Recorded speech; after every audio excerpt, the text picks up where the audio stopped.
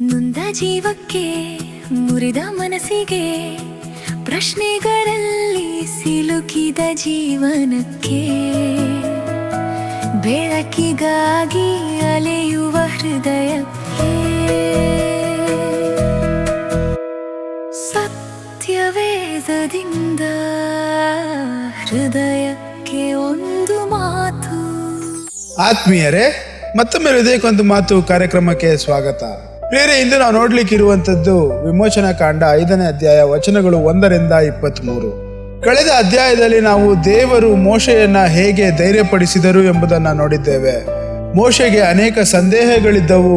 ಜನರು ನನ್ನನ್ನು ನಂಬುತ್ತಾರಾ ಅಥವಾ ನನಗೆ ಮಾತನಾಡಲು ಬರುವುದಿಲ್ಲ ಎಂದು ಅವನು ಹೇಳಿದಂತ ಸಂದರ್ಭವನ್ನು ನಾವು ನೋಡಿದ್ದೇವೆ. ಆದರೆ ದೇವರು ಅವನಿಗೆ ನಾನು ನಿನ್ನೊಂದಿಗೆ ಇರುವೆನು ಎಂಬುದಾಗಿ ಭರವಸೆ ಕೊಟ್ಟಿರುವಂತಹ ಸನ್ನಿವೇಶವನ್ನ ನಾವು ನೋಡಿದ್ದೇವೆ. ಕೊನೆಗೆ ಮೋಶೆ ವಿಧೇಯನಾಗಿ ಐಗುಪ್ತಕ್ಕೆ ಹೊರಟನು. ಈಗ ಎಲ್ಲವೂ ಸರಿಯಾಗುತ್ತದೆ ಎಂಬುದಾಗಿ ನಾವು ನಿರೀಕ್ಷಿಸುತ್ತೇವೆ. ಫರೋಹ ಒಪ್ಪಿಕೊಳ್ಳುತ್ತಾನೆ, ಜನರು ಬಿಡುಗಡೆ ಹೊಂದುತ್ತಾರೆ ಎಂಬುದಾಗಿ ನಾವು ಭಾವಿಸುತ್ತೇವೆ. ಆದರೆ ವಿಮೋಚನಾ ಕಾಂಡ 5ನೇ ಅಧ್ಯಾಯದಲ್ಲಿ ನಡೆಯುವ ಘಟನೆ ಅದು ಸಂಪೂರ್ಣವಾಗಿ ವಿರುದ್ಧವಾದಂತಹ ಒಂದು ಘಟನೆ ಆಗಿದೆ. ಪ್ರಿಯರೇ, ಇಸ್ರಾಯೇಲಿನ ದೇವರಾದ ಯೆಹೋವನು ಹೇಳುವುದೇನೆಂದರೆ, ನನ್ನ ಜನರನ್ನ ಬಿಡು, ಅವರು ಅರಣ್ಯದಲ್ಲಿ ನನಗೆ ಹಬ್ಬ ಆಚರಿಸಲಿ ಎಂಬುದಾಗಿ ಮೋಶೆ ಮತ್ತು ಆರೋನರು ಫರೋನನ ಮುಂದೆ ನಿಂತು ದೇವರ ಸಂದೇಶವನ್ನು ತಿಳಿಸುತ್ತಾರೆ. ಇದು ಕೇವಲ ಒಂದು ವಿನಂತಿ ಅಲ್ಲ ಪ್ರಿಯರೇ, ಇದು ದೇವರ ಅಧಿಕಾರದ ಒಂದು ಘೋಷಣೆಯಾಗಿದೆ. ಇಸ್ರಾಯೇಲ್ಯರು ಫರೋನನ ಆಸ್ತಿ ಅಲ್ಲ, ಅವರು ದೇವರ ಜನರು. ಆದ್ದರಿಂದ ದೇವರು ಅವರ ಬಿಡುಗಡೆಗಾಗಿ ಮಾತನಾಡುತ್ತಾ ಇರುವುದನ್ನು ನಾವು ನೋಡುತ್ತಾ ಇದ್ದೇವೆ. ಆದರೆ ಫರೋನ ಪ್ರತಿಕ್ರಿಯೆ ಏನು? ಅವನು ಕೇಳುತ್ತಾನೆ, ಯೆಹೋವನು ಯಾರು? ನಾನು ಅವನ ಮಾತನ್ನ ಯಾಕೆ ಕೇಳಬೇಕು ಎನ್ನುವಂಥ ಪ್ರಶ್ನೆ. ಪ್ರಿಯರೇ, ಇದು ಮಾಹಿತಿ ಕೇಳುವಂತ ಒಂದು ಪ್ರಶ್ನೆ ಅಲ್ಲ, ಇದು ಅಹಂಕಾರದ ಒಂದು ಪ್ರಶ್ನೆ ಆಗಿದೆ. ಅಂದರೆ ನನ್ನ ಮೇಲೆ ಇನ್ನೊಬ್ಬರಿಗೆ ಅಧಿಕಾರ ಇಲ್ಲ ಎಂದು ತೋರಿಸುವಂತ ಒಂದು ಮನೋಭಾವವಾಗಿದೆ. ಪ್ರಿಯರೇ, ಇಂದಿಗೂ ಅನೇಕ ಜನರು, ನಾವುಗಳು ಇದೇ ಪ್ರಶ್ನೆಯನ್ನ ಕೇಳುತ್ತೇವೆ. ಬಾಯಿಯಿಂದ ಕೇಳದಿದ್ದರೂ ನಮ್ಮ ಜೀವನದ ಮೂಲಕ ನಾವು ಕೇಳುತ್ತೇವೆ, ನಾನು ಯಾಕೆ ದೇವರ ಮಾತು ಕೇಳಬೇಕು? ನನ್ನ ಜೀವನವನ್ನ ನಾನು ನಡೆಸುತ್ತೇನೆ ಎನ್ನುವಂತ ಒಂದು ಮನೋಭಾವನೆ ನಮ್ಮಲ್ಲಿದೆ. ಫರೋ ಕೂಡ ಅದೇ ರೀತಿ ಯೋಚಿಸಿದನು ಪ್ರಿಯರೇ. ಆದ್ದರಿಂದ ಅವನು ಇಸ್ರಾಯೇಲರನ್ನ ಬಿಡಲಿಲ್ಲ, ಬದಲಾಗಿ ಅವರ ಕೆಲಸದ ಭಾರವನ್ನ ಹೆಚ್ಚಿಸಿದನು. ಮೊದಲು ಇಟ್ಟಿಗೆ ಮಾಡಲು ಬೇಕಾದ ಹುಲ್ಲನ್ನ ಸರ್ಕಾರವೇ ಕೊಡುತ್ತಿತ್ತು. ಈಗ ಫರೋ ಹೇಳುತ್ತಾನೆ, ಹುಲ್ಲನ್ನು ನೀವೇ ಹುಡುಕಿಕೊಳ್ಳಿ ಎಂಬುದಾಗಿ. ಆ ಹುಲ್ಲನ್ನ ಹುಡುಕುವಂತ ಸಂದರ್ಭದಲ್ಲಿ ನೀವು ಇಟ್ಟಿಗೆಯ ಸಂಖ್ಯೆಯನ್ನು ಸಹ ಕಡಿಮೆ ಮಾಡಬಾರದು ಎಂಬುದಾಗಿ ಒತ್ತಡ. ಇದು ಅಸಾಧ್ಯವಾದ ಆದೇಶ. ಜನರು ಬೆಳಿಗ್ಗೆಯಿಂದ ಸಂಜೆಯವರೆಗೂ ಓಡಾಡಬೇಕಾಗಿತ್ತು, ಹುಲ್ಲನ್ನು ಹುಡುಕಬೇಕಾಗಿತ್ತು, ಇಟ್ಟಿಗೆಯನ್ನು ಸಹ ಮಾಡಬೇಕಾಗಿತ್ತು. ಇಲ್ಲಿ ನಾವು ಒಂದು ಮುಖ್ಯವಾಗಿರುವಂತ ಸತ್ಯವನ್ನು ನೋಡುತ್ತೇವೆ ಪ್ರಿಯರೇ. ಮೋಶೆ ದೇವರ ಮಾತಿಗೆ ವಿಧೇಯನಾದನು, ದೇವರು ಹೇಳಿದ ಹಾಗೆ ಮಾಡಿದನು. ಆದರೆ ಪರಿಸ್ಥಿತಿ ತಕ್ಷಣ ಸುಧಾರಿಸಲಿಲ್ಲ, ವಾಸ್ತವವಾಗಿ ಇನ್ನೂ ಕೆಟ್ಟದಾಯಿತು. ಇದೇ ಸಮಯದಲ್ಲಿ ಅನೇಕ ಕ್ರೈಸ್ತರು ನಿರಾಶೆಗೊಳ್ಳುತ್ತಾರೆ. ನಾನು ಪ್ರಾರ್ಥನೆ ಮಾಡಿದೆ, ನಾನು ದೇವರಿಗೆ ವಿಧೇಯನಾದೆ, ನಾನು ಸರಿಯಾದದ್ದನ್ನೇ ಮಾಡಿದೆ, ಹಾಗಿದ್ದರೂ ಯಾಕೆ ಸಮಸ್ಯೆ ಹೆಚ್ಚಾಗುತ್ತಾ ಇದೆ ನನ್ನ ಜೀವನದಲ್ಲಿ? ಸತ್ಯವೇದ ನಮಗೆ ಹೇಳುವುದೇನೆಂದರೆ, ದೇವರ ಚಿತ್ತದಲ್ಲಿ ನಡೆಯುವುದು ಎಂದರೆ ಕಷ್ಟವೇ ಇರುವುದಿಲ್ಲ ಎಂಬುದಾಗಿ ಅಲ್ಲ. ಕೆಲವೊಮ್ಮೆ ದೇವರ ಕೆಲಸ ಆರಂಭವಾದಾಗ ವಿರೋಧವೂ ಸಹ ಹೆಚ್ಚಾಗಬಹುದು. ಇಸ್ರಾಯೇಲ್ಯರು ತುಂಬಾ ನಿರಾಶರಾಗುತ್ತಾರೆ. ಅವರು ಮೋಶೆ ಮತ್ತು ಆರೋನನ ಬಳಿಗೆ ಬಂದು, ನಮ್ಮನ್ನು ಇನ್ನೂ ಕಷ್ಟಕ್ಕೆ ತಳ್ಳಿದ್ದೀರಾ ನೀವು ಎಂಬುದಾಗಿ ದೂರುತ್ತಾರೆ. ಅವರಿಗೆ ಕಾಣಿಸಿದ್ದು ಒಂದೇ ವಿಷಯ, ಮೋಶೆ ಬಂದ ನಂತರ ಜೀವನ ಇನ್ನೂ ಕಠಿಣವಾಗಿದೆ. ನೋವಿನಲ್ಲಿರುವ ಜನರು ಕೆಲವೊಮ್ಮೆ ನಿಜವಾದ ಸಮಸ್ಯೆಯನ್ನ ಮರೆತು ತಮ್ಮ ಮುಂದೆ ಇರುವವರನ್ನೇ ದೂಷಿಸುತ್ತಾರೆ.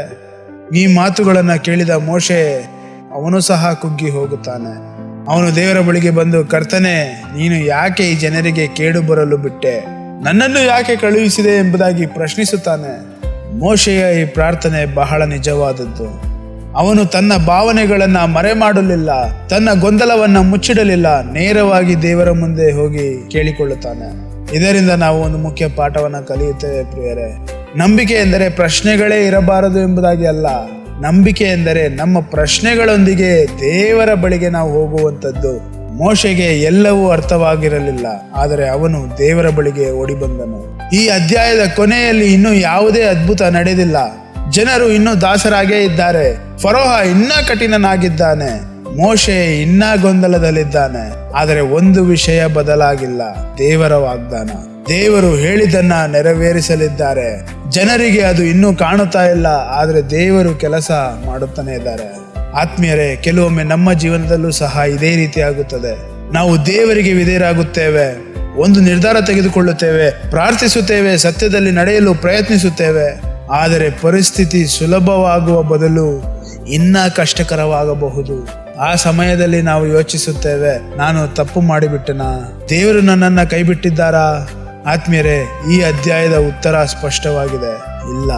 ಪರಿಸ್ಥಿತಿ ಕೆಟ್ಟಿದೆ ಎಂದ ಮಾತ್ರಕ್ಕೆ ದೇವರು ಕೆಲಸ ಮಾಡುತ್ತಿಲ್ಲ ಎಂಬುದಾಗಿ ಅಲ್ಲ. ಕೆಲವೊಮ್ಮೆ ವಿಮೋಚನೆ ಬರುವ ಮೊದಲು ಸಂಘರ್ಷ ಹೆಚ್ಚಾಗುತ್ತವೆ. ಹಾಗಾದ್ರೆ ಇಂದಿನ ವಾಗ್ದಾನ, ದೇವರು ತನ್ನ ಕೆಲಸವನ್ನ ಅರ್ಧದಲ್ಲೇ ಬಿಟ್ಟು ಬಿಡುವುದಿಲ್ಲ. ದೇವರು ಆರಂಭಿಸಿದ ಕಾರ್ಯವನ್ನ ಪೂರ್ಣಗೊಳಿಸುತ್ತಾರೆ. ಹಾಗಾದ್ರೆ ಇಂದು ನಾವು ಕೈಗೊಳ್ಳಬೇಕಾಗಿರುವಂತಹ ಆಜ್ಞೆ, ಪರಿಸ್ಥಿತಿ ಕಷ್ಟವಾದರೂ ದೇವರನ್ನ ನಾವು ಬಿಡಬಾರದು. ನಿರಾಶೆಯಿಂದ ದೂರ ಓಡಿ ಹೋಗಬಾರದು. ನಮ್ಮ ಪ್ರಶ್ನೆಗಳೊಂದಿಗೆ, ನಮ್ಮ ನೋವಿನೊಂದಿಗೆ, ನಮ್ಮ ಗೊಂದಲಗಳೊಂದಿಗೆ ದೇವರ ಬಳಿಗೆ ನಾವು ಬಂದು ನಿಲ್ಲಬೇಕು. ದೇವರು ಕೇಳುತ್ತಾರೆ, ದೇವರು ಉತ್ತರಿಸುತ್ತಾರೆ, ದೇವರು ಕಾರ್ಯವನ್ನು ಸಹ ನಿರ್ವಹಿಸುತ್ತಾರೆ. ಹಾಗಾದರೆ ಇಂದು ಇದನ್ನು ನೆನಪಿಟ್ಟುಕೊಳ್ಳೋಣ. ಮೋಶೆ ವಿಧೇಯನಾದನು, ಆದರೆ ಅವನ ಮೊದಲ ಅನುಭವ ಯಶಸ್ಸಲ್ಲ, ವಿರೋಧ, ನಿರಾಶೆ, ಗೊಂದಲ. ಪ್ರಿಯರೇ, ಆದರೂ ದೇವರ ಯೋಜನೆ ನಿಂತಿರಲಿಲ್ಲ. ಇಂದು ನಮ್ಮ ಜೀವನದಲ್ಲೂ ಪರಿಸ್ಥಿತಿ ಇನ್ನೂ ಕಷ್ಟವಾಗಿರುವಂತೆ ಕಾಣಬಹುದು. ಗಮನಿಸಿ, ದೇವರು ಇನ್ನೂ ಕಾರ್ಯನಿರ್ವಹಿಸುತ್ತಾ ಇದ್ದಾರೆ.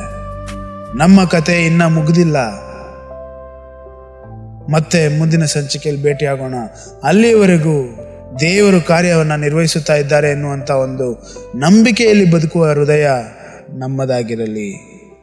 ಆಮೇನ್. ದುಂದ ಜೀವಕ್ಕೆ, ಮುರಿದ ಮನಸ್ಸಿಗೆ ಬೆಳಕನ್ನು ಹುಡುಕುವ ಹೃದಯಕ್ಕೆ ಸತ್ಯವೇದದಿಂದ